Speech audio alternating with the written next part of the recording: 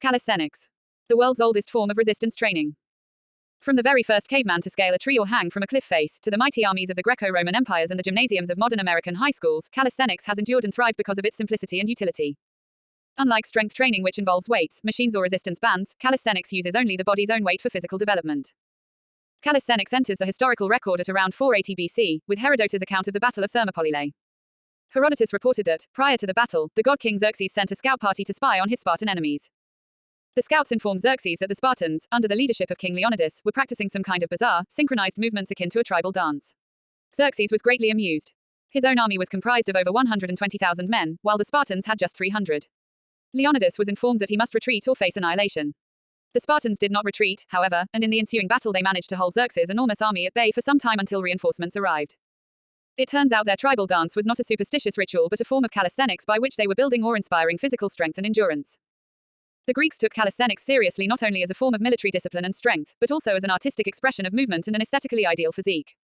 Indeed, the term calisthenics itself is derived from the Greek words for beauty and strength. We know from historical records and images from pottery, mosaics and sculptures of the period that the ancient Olympians took calisthenics training seriously. They were greatly admired, and still are, today, for their combination of athleticism and physical beauty.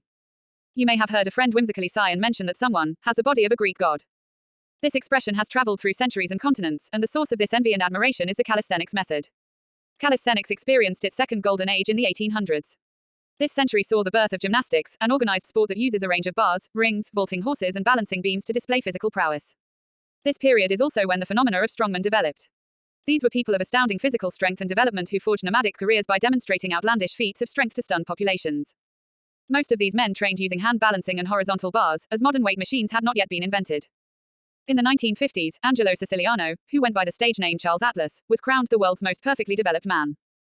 Atlas's own approach stemmed from traditional calisthenics, and through a series of mail-order comic books he taught these methods to hundreds of thousands of children and young adults through the 1960s and 1970s.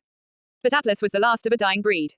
The tides were turning, fitness methods were drifting away from calisthenics, and no widely regarded proponent of the method would ever succeed him. In the 1960s and 1970s, calisthenics and the goal of functional strength combined with physical beauty was replaced by an emphasis on huge muscles at any cost. This became the sport of bodybuilding. Although bodybuilding's pioneers were drawn from the calisthenics tradition, the sole goal soon became an increase in muscle size. Bodybuilding icons, people such as Arnold Schwarzenegger and Sergio Oliva, were called mass monsters because of their imposing physiques.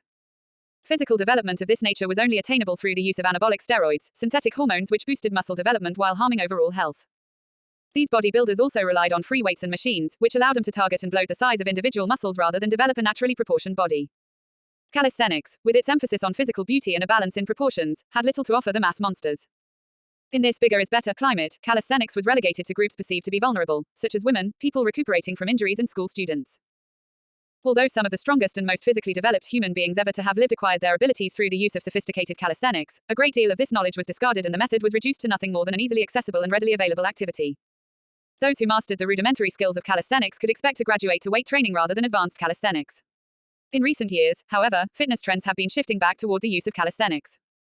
Bodybuilding approaches that promote excessive muscle development frequently lead to joint pain, injuries, unbalanced physiques, and weak cardiovascular health. As a result, many of the newest and most popular gyms and programs emphasize calisthenics-based methods instead. Modern practices often combine elements from a number of related traditions such as yoga, Pilates, kettlebell training, gymnastics, and traditional Greco-Roman calisthenics. Many people are keen to recover the original Greek vision of physical beauty and strength and harmony of the mind-body connection.